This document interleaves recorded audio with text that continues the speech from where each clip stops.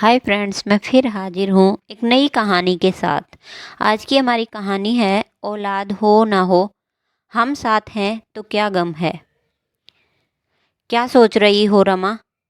अब भी यहीं रहना है तुम्हें या अपने घर चलना है?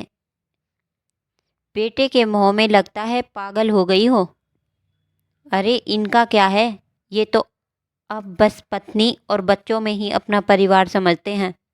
माँ बाप तो बस इन पर बोझ हो गए हैं।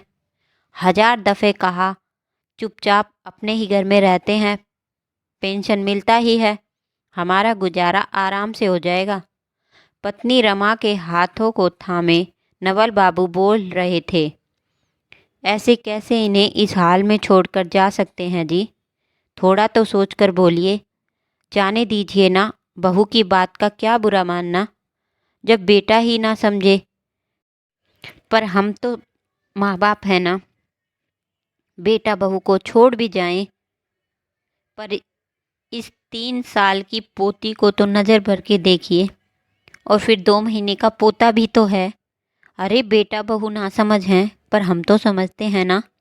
अपनी पोती को गोद में बिठाकर खिलाती हुई रमा बोली, कह रहा हूँ रमा, देखना जिस दिन ये दोनों अब हमें कुछ बोले, उस दिन तुम अपना सामान बांधकर मेरे साथ पटना चल चलोगी। एक तो हैदराबाद में कोई पहचान का है नहीं, बस घर में पड़े रहो। नवल बाबू सख्त लहजे में बोले। अच्छा बाबा, धीरे धीरे बोलिए ना, बहू सुन लेंगी, फिर नमक मिर्च लगाकर कार्तिक से कहेगी, और फिर वो हमें ही जिम्मेदार मानेगा। रमा पति को चुप रहने की मिन्नतें करती हुई बोली, पता नहीं ये औरतें औलादों के पीछे इतनी पागल क्यों रहती हैं। भुनभुनाते हुए नवल बाबू कमरे से निकल गए। रमा अपनी पोती ईसु के साथ उसकी तोतली बोली सुनकर बस हाँ हूँ कर रही थी, पर ध्यान सारा नवल बाबू के गुस्से पर टिका हुआ था। कितने जतन से बेटे को पढ़ाया लिखाया, वो अच्छी सरकारी नौकरी पर लगा था। सोच रही थी कि बहू भी खोज कर अच्छी सी लेकर आऊँगी, पर बेटे ने कोई मौका ही नहीं दिया। अपनी पसंद की लड़की अवंतिका से ब्याह की रट लगाए बैठा रहा। अवंतिका अभी देखने में हूर की परी तो नहीं थी, पर एक नज़र में किसी को अच्छी लग सकती थी। नवल बाबू इस शादी के खिलाफ थे, पर रमा के बहुत कहने पर रजामंदी दे दी थी। बहू को स्वीकार करने में उन्हें साल भर लग गए, वो भी बस इसलिए कि रमा अपने बेटे की पसंद का ही करती आई थी, तो शादी का फैसला कैसे नहीं मानती। बेटा हैदराबाद में नौकरी करता था। शादी के बाद अवंतिका के साथ वहीं चला गया। बेटा बहू कभी कभी आते, कुछ दिन रहते चले जाते। अवंतिका जब भी आती घर में कितने किराएदार हैं, कितने पैसे आते हैं, और सब कुछ की जानकारी लेती। वक्त गुजरता गया और एक बेटी भी आ गई। कार्तिक पूरी तरह अवंतिका के रंग में रंगने लगा था।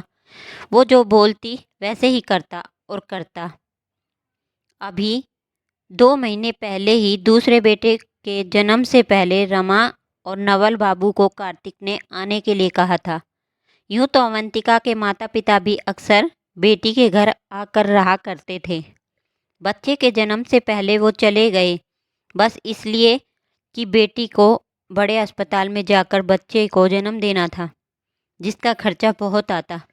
कार्तिक खर्चा कर तो सकता था, पर अवंतिका ने कहा अपने मम्मी पापा को यहाँ बुला लो, तो हमारे खर्चे में हम उनसे पैसे मांग सकते हैं।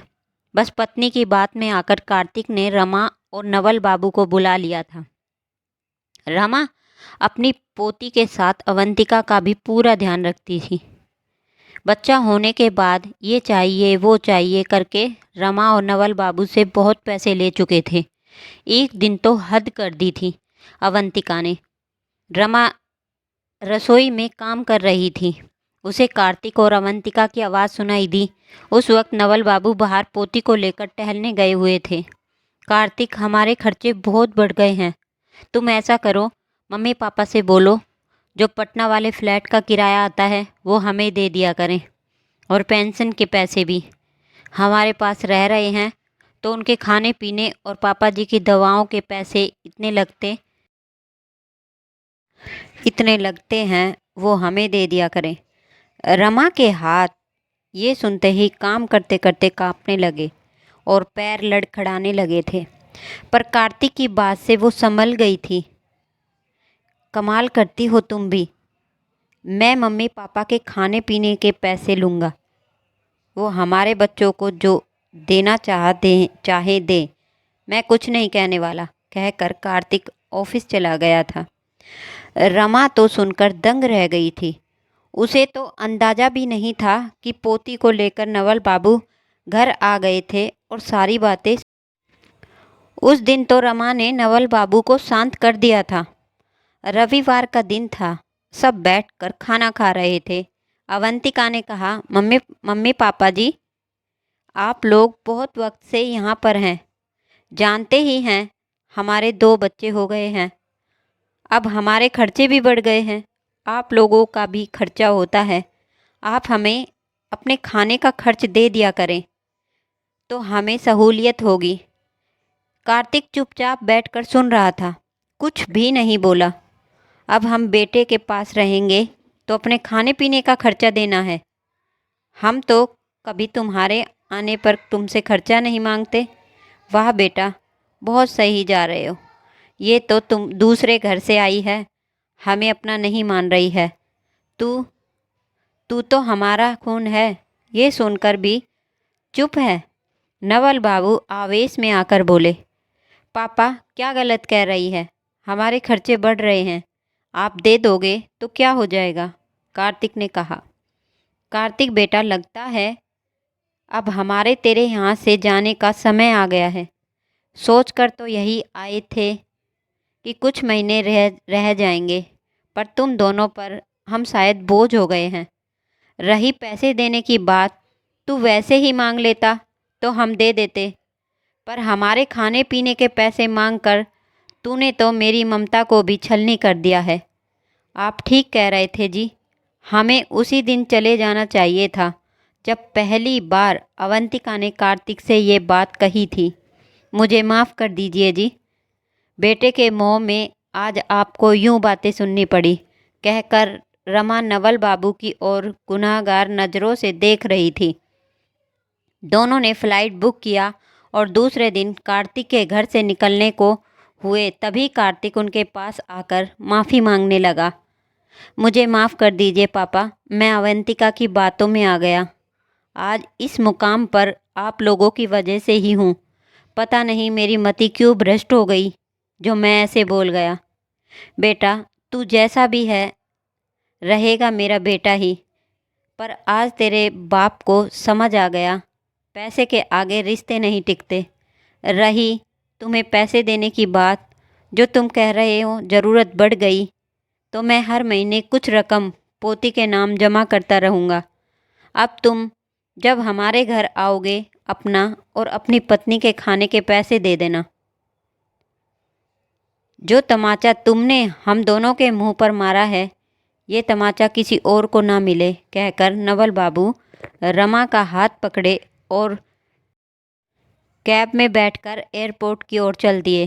कार्तिक गुस्से में अवंतिका को देख रहा था।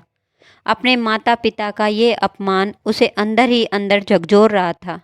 उसने अवंतिका से गुस्से में कहा, अब तुम्हारे घर से भी जो आएगा उनसे लेना खाने के पैसा, तब समझूंगा बहुत सोचती हो। अवंतिका अब मन ही मन अफसोस कर रही थी। पहला, पति नाराज हो गया, और दूसरा, अब काम की दोहरी जिम्मेदारी उसे अकेले ही उठानी पड़ेगी। रमा और नवल बाबू अपने शहर पहुंचकर चैन से रहने लगे, शायद ये सोचकर औलाद हो न हो हम साथ हैं तो क्या गम है। आज की कहानी कैसी लगी हमें कमेंट कर ज़रूर बताएं। मिलते हैं अगली नई कहानी के साथ, तब तक के लिए धन्यवाद।